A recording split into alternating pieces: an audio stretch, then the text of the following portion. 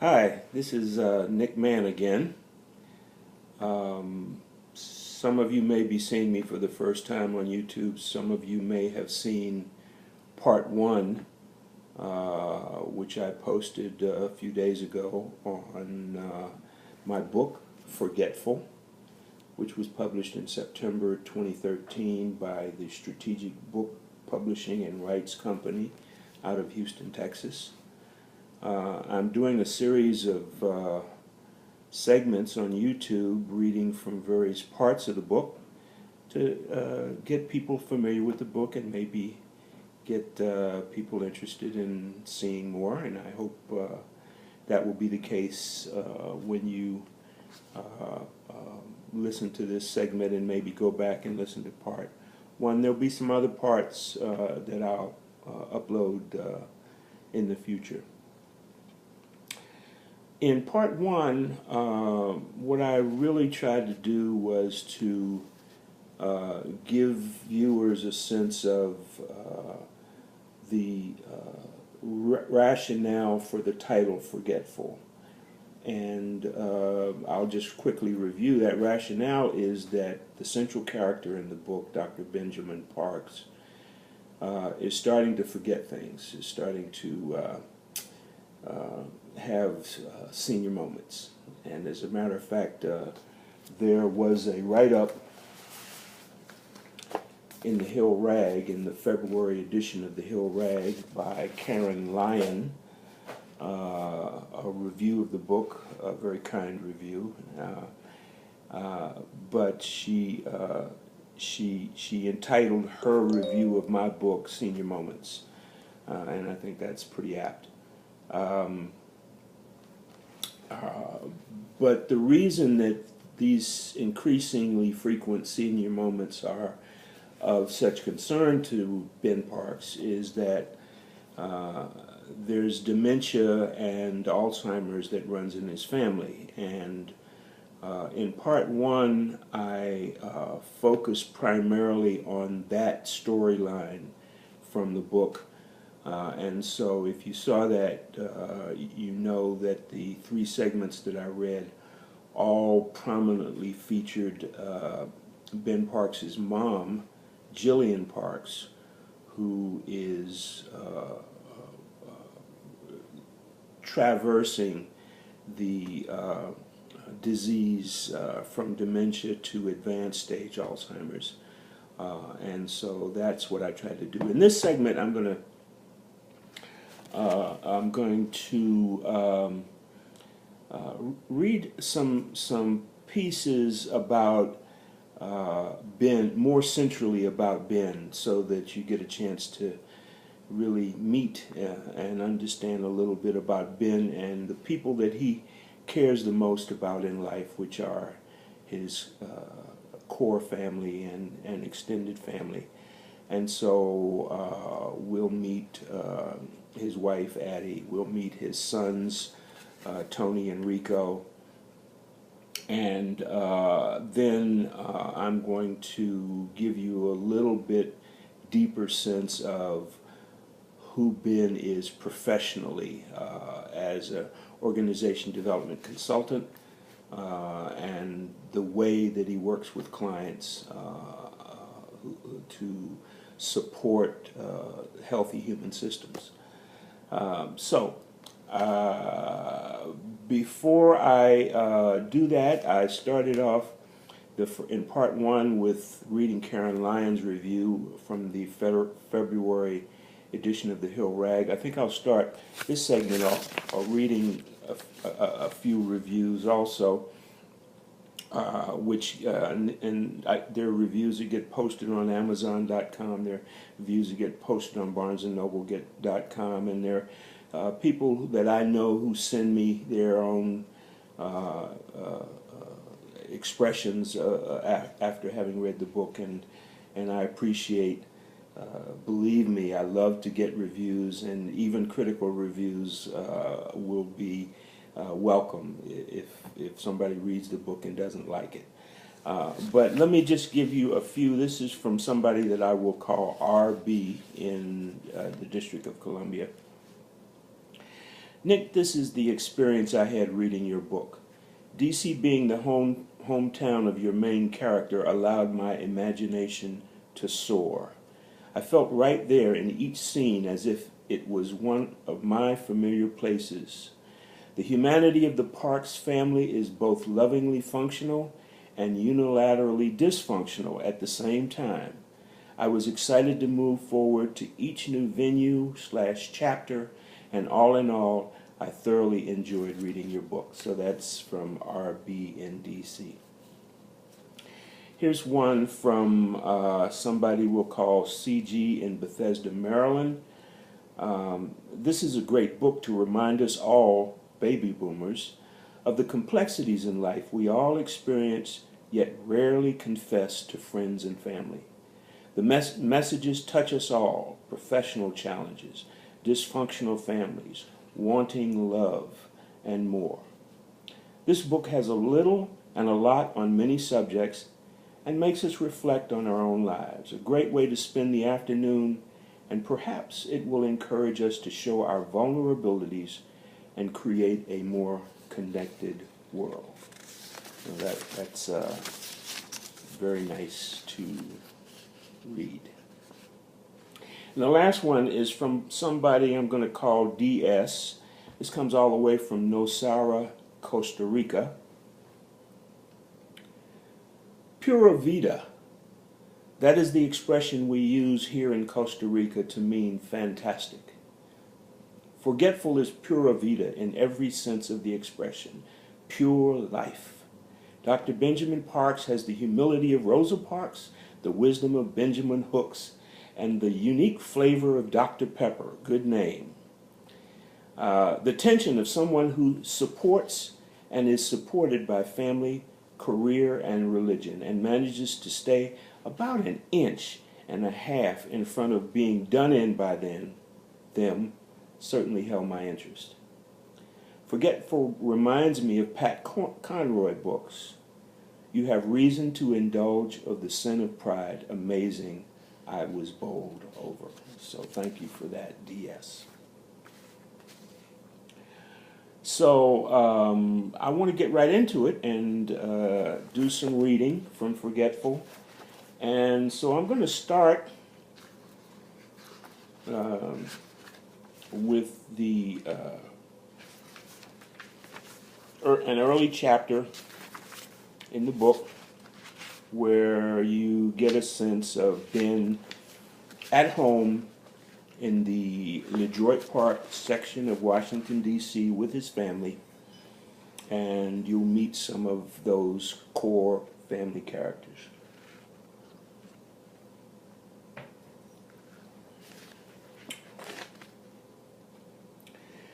That night, Ben put 3 place settings at the table. He had come in and cooked some whole wheat spaghetti with turkey meat sauce that swam with mushrooms and tomato pieces. He placed a bowl of mustard greens from the Sister Chef, heated on the stove, straight out of the can except for the slices of bacon he'd added on a coaster on the dining room table. Ben and the boys loved almost anything made by Sister Chef. His younger son Rico was upstairs, probably drawing as usual. "Rico, wash up and come down for dinner," he yelled up the stairs. As the 18-year-old Rico plodded down the steps, Ben's 25-year-old son Tony came through the front door sporting his heavily wrapped left hand, his short cast showing up past his wrist. Tony had sprained his hand on a heavy bag and had been lucky not to break it. He had broken it once before in his 5th amateur boxing match several years earlier. Nonetheless, Tony came in with his usual whirlwind of energy, smiles, confusion, and mischief. "What's up, Pop? What's for dinner?" asked Tony. That was how Tony always came home. Ben was already serving Rico's plate, and Tony could see that it was spaghetti. Ben didn't answer, but smiled. "That's my son. Tony," he thought, just likes to hear himself talk. Soon thereafter, Addie, Ben's wife, came in. She'd been to some kind of teacher in-service training that happened each year before schools started up again in September. Ben stepped toward the front door to greet her. She paused. "B," she said quietly. "Hey, A, how was your day?" he asked. "Fine, and yours?" responded Addie as she moved quickly past him up the stairs. Ben looked after the retreating figure of his wife. He always liked to watch her from behind. She wore a 50% cotton and 50% silk olive green two-piece pants outfit made in India and imported by a trendy boutique shop over in Tacoma Park, Maryland, a suburb of D.C. The outfit fit her form loosely, as was usually her preference unless she was wearing jeans. In her ears, Addie wore her customary small diamonds that were the everyday jewelry on display when she didn't want to bring out the heavy artillery. She had nothing at the neck other than the lanyard with her Montgomery County Public School System ID badge and assorted classroom keys. Her outfit was completed by comfortably fitted and understated sandals. But especially from the rear, Addie's nicely put-together figure always enticed Ben. "I know what you're doing, Benjamin," said Addie, without turning or slowing her step. "You know I love you, A," called Ben loudly, because now she was upstairs out of sight. Ben returned to the dining room. "Pop, you're an old dog, but you still a dog," teased Tony. Rico chuckled softly. I'm going to skip just a little bit. No, I'm not. Let me continue. "Mind your beeswax, youngin'," said Ben, retaking his seat. The father and two sons sat at the dinner table. Mostly Tony needled Rico about all manner of things that black teenage boys thought about those days. Pop could outspit Biggie. Biggie was the bomb. Pop couldn't outspit Biggie. Biggie was the bomb. The football team, Addie and Ben forbade anyone in the house to say the full name of the Washington professional football team, were going to beat the Texas team twice this season, home and away. Okay, now I'm going to skip a little bit. For the rest of the pleasant dinner, the arguments were more even. Tony could hold forth in just about any verbal contest, but Rico, Sniff, and Dirk all had their views, and they stuck them in whenever Tony took a breath. In one exchange, Sniff sniffled. Now let me just stop. A couple of Rico's high school friends have come in, and one is nicknamed Sniff, and one is named Derek, and they call him Dirk. Sniff sniffled. Tony said, "Boy, you got another cold. Every time you come in here, you got a cold. Summer, fall, winter, or spring." Sniff said, "It's not a cold, and you know it. It's asthma." "Asthma? What the hell is asthma? You clog up your nose, it runs, it's a cold. You cough, you got a cold. You got the chills, you got a cold. That brontosaurus thing Pops is always talking about ain't nothing but a cold." And while I'm at it, the other day I heard one of those TV doctors talking about that pneumonia thing. He was saying that a lot of people say they have a cold when they have pneumonia. And then he said, you can't catch a cold just from going out in the cold. I tell you, every time I don't dress right in this funny weather, I catch a cold. If you got pneumonia, as far as I'm concerned, you got a cold. I'm going to skip a little bit further and give you a sense of the household more generally. On the weekends, Ben's big southern breakfast spreads were the talk around the neighborhood kids. Rico's friends all called him Pop. Bacon, sausages, salmon cakes, fried oysters, grits, home fries smothered in onions, with a small side of potatoes free of onions for Tony, who could spot an onion on the dining room table all the way from his bedroom upstairs. There were all manner of eggs, with or without yolks, biscuits, the fluffiest pancakes anyone could remember having, whole wheat cheese toast, cinnamon raisin French toast, and buttermilk with a side plate stacked with individually wrapped Lactaid pills for anyone who needed them. And there were those New Orleans-style beignets. Ben had been perfecting them since he'd gotten hooked at the little French diner place down on 18th Street in Adams Morgan, along with decaf coffee, decaf teas, and all manner of juices. Saturday morning breakfast at the Parks' house ran from about 9 a.m. until 1 p.m. This was the mission of Chef Ben. But for Sniff and Dirk, there was no waiting for the weekends. They showed up almost any time, especially around mealtime. Let me skip just a little further. There were LeDroit Park neighborhood parents who drove kids. There were parents who went bowling with kids or took kids to ball games. There were parents who pretended to shop at the mall, though their real purpose was just to be there because that's where their kids hung out. There were parents who were sticklers about homework and could get kids, theirs and those friends of theirs to whom they had access, to open their books after school and at least pretend to study. Ben could cook. That was his contribution. He enjoyed cooking and seeing young black men eat. He never had daughters, and very few young neighborhood girls came by. So I think I'll stop there on the sort of introduction to the family part and move on. Well, it's not, no, it's still an introduction to the family. It's in another chapter. But Tony is a mid-20s, and he is he tried boxing for a while until he got injured, and now he's become a personal trainer, and he uses boxing drills as part of his personal training. And he has coached his pop on some issues of lower back pain that his pop is having that prevent him from being as active, prevent Ben from being as active as he wants to be. So they've had a little exchange here, and I'll just start. Before Ben could say anything, Tony said, "Now I gotta run." Tony paused and then said, "Before I split, Pop, word on the street is that you had a run-in with the dude who calls himself Chaos." Ben was surprised. His expression registered confusion.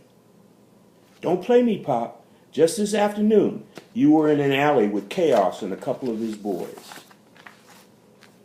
Now the scene and the dude with the fancy cornrows came to Ben.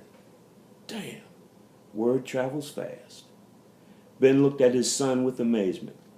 Then a thought hit him, and he instantly worried. "Don't say anything to Addie," Pop said Tony. "I'm not going to say anything to your wife, 'cause she'll say it was dumb for your old ass going back and mixing with those wannabe toughs. So I'll say it. That was dumb, Pop." Silence. Then he said, "Yeah, it was probably dumb." More silence. "There's something obvious that you ought to be saying now, Pop," said Tony. Still more silence. Ben understood. "No, I can't really say what would happen if that situation came up again. You want me to say I wouldn't do it again. And maybe I wouldn't, and maybe I would. I don't know, T." "Pop, you used to always talk to us about consequences. Intended consequences and unintended consequences. Remember?" Ben nodded, worried about where his son was going. Tony continued. "You know, if something foul had gone down, I'd have to act." Suddenly, Ben was terrified. "Shit," was the only thing he could say. Actions have ripples, he thought. "Tony, I made an on-the-spot calculation. It would be okay, and it was okay. But if it hadn't been, that would have been my bad and my responsibility, not yours." Tony smiled an odd smile, part love, part sympathy, and part street wisdom. Then after more silence, he said, "Pop, it don't work that way. Just know that. Now I gotta run." So that's a pretty heavy exchange, and the incident that Tony is referring to happened earlier in the book, and I'm not going to read it at this time. I want to move on. Again, the title is Forgetful, and in part one on my YouTube channel, I introduced you to Jillian, and Jillian is partly the reason for the title of the book, but it's also Ben, because Ben is starting to have these senior moments, and I wonder if anybody's ever had this experience.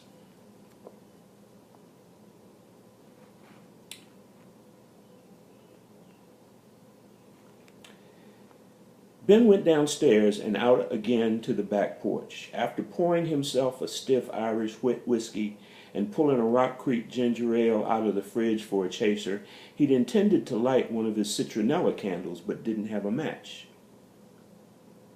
He re-entered the house through the back door and into the kitchen, just as the BlackBerry on his hip buzzed with an email message. He glanced quickly and decided that he didn't want to read the message from Ted, his partner, right now, because it was certainly about business and he wasn't in the mood. Holstering the BlackBerry, he paused, confused. Then he went over to the faucet and ran some tap water until it ran hot. Retrieving an oversized cup from the cabinet, he filled it with hot water to take out and sip, one of his many routines for dealing with his chronic bronchitis. But he knew this wasn't what he'd come back in the house for. What was it? Damn, BlackBerry. At times like this, he felt helpless, stupid, old, and more scared. Tick, tick, tick. Ben heard the irritating wall clock sound as time slowed. Shoot, if it's important, it'll come back to me, I hope. Ben returned outside and stared down to the patio at his blue chairs with the small table in between. There was the unlit citronella candles. Bingo, he thought. Back in the kitchen, Ben opened a drawer and retrieved a half-used book of Giant brand wood matches. As he turned back toward the back door, he dropped the matches on the floor. Damn, he thought, you're losing your mind and you're clumsy too. Fumbling on the floor, he got a grip on the matchbox, and with it firmly in hand, he headed back outside. After lighting the candles, he was finally able to relax on his flagstone patio. I wonder if anybody has had that experience of walking into a room and not knowing why you went in that room and having to go back out, and that kind of thing is happening to Ben more and more. So now I want to go just to give you a sense of the kind of work Ben does. And one of the things he does is he's a college professor, and on another part on my YouTube channel I'll introduce you to him in that role. But I want to introduce you to Ben in his role as a organization development consultant. And some of the work that he does in that role.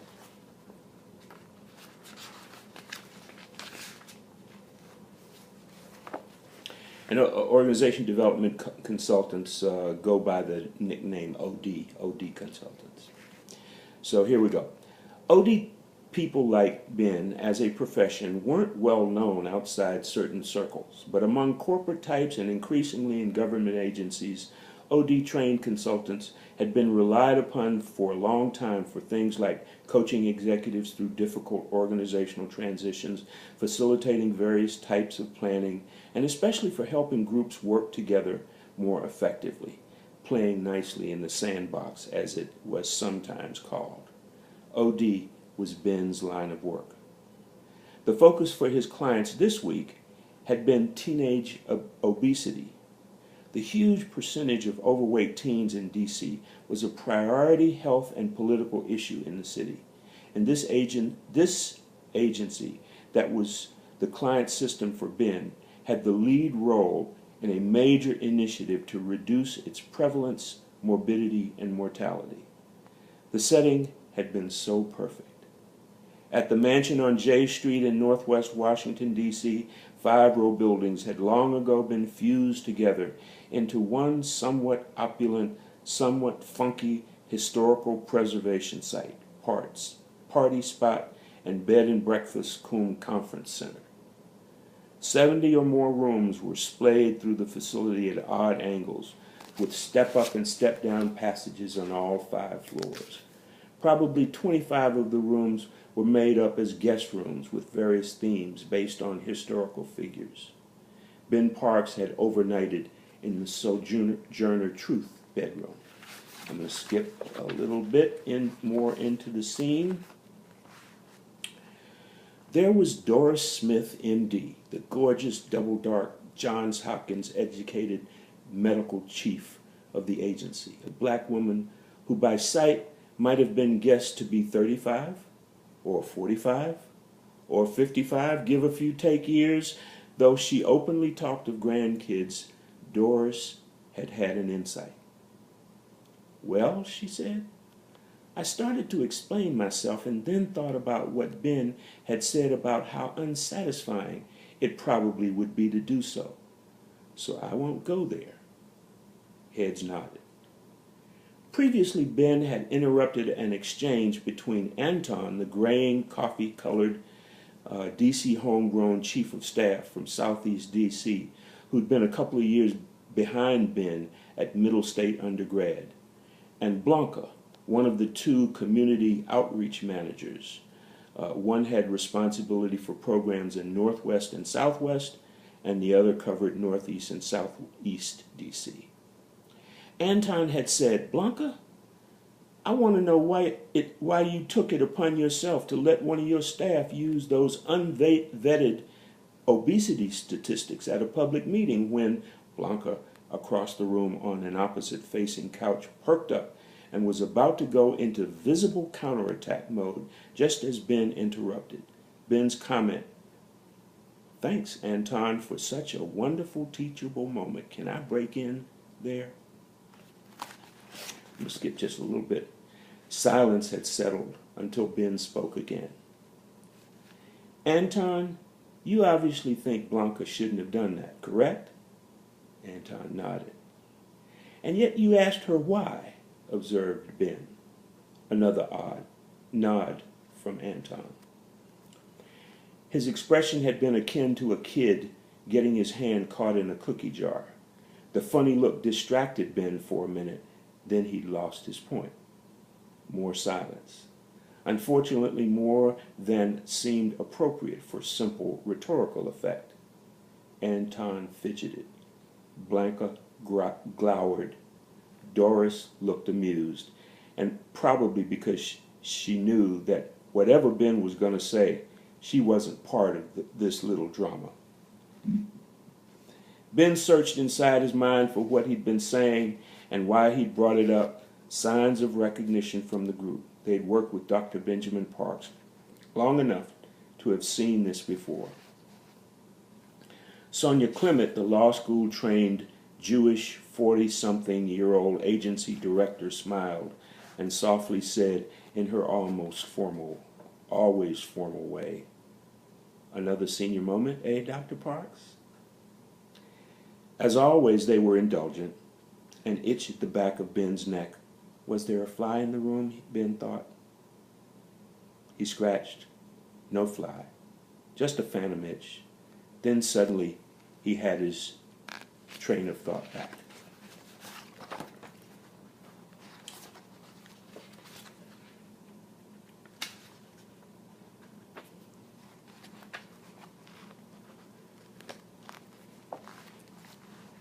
Ben continued. "You see, why questions under certain circumstances aren't really questions at all. And this is a case in point. As soon as Blanca heard your why, she immediately geared up to respond to the statement behind your question, which was your judgment that she shouldn't have done it. If I hadn't interrupted, Blanca would have launched into her reasons that would have been in the verbiage of explanation, but the tone of righteous justification. And does anybody in this room think Blanca's reasons would have satisfied Anton? Another pause. No, probably, most probably, continued Ben. He would have countered with rebuttals to Blanca's reasons, which would have set off even more vehement justifications from Blanca. At some point, both would have realized the futility, and both would have been very unsatisfied with the exchange, probably thinking that the other person was again being unreasonable. But neither would have wanted to back down at this point. What do you think? Am I off base here?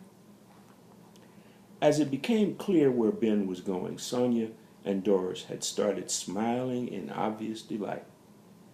Anton's sheepish smile was more subtle, but nonetheless his expression was a cop to the truth of the observation.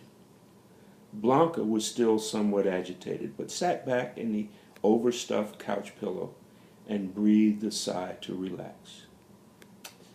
"You read us again, Dr. Parks. Where do you get this stuff from?" said Sonia, smiling. "Maybe I've personally made every communication mistake known to mankind, Miss Clement," said Ben, returning the formality by using her last name. "So I make connections when I'm learning these principles, and I try to remember them so I don't get into trouble again." So, I think I will stop there, and thank you guys for taking the time to view this segment. I invite anyone who's inclined to go on Twitter and follow me. I'm at NMannDC, at NAMNNDC, at at NMANNDC. I try to post on Twitter whenever I'm going to be reading somewhere from the book. I'm doing a lot of work in public libraries, and so if you'd like to know, but other places. So if you'd like to know, you can follow me there. I'd also love it if somebody is inclined to go on to barnesandnoble.com or amazon.com, search Nick Mann Forgetful, and purchase the book. And I'd love to hear what you think about it if you do that. Thanks so much for watching, and have a great rest of the day.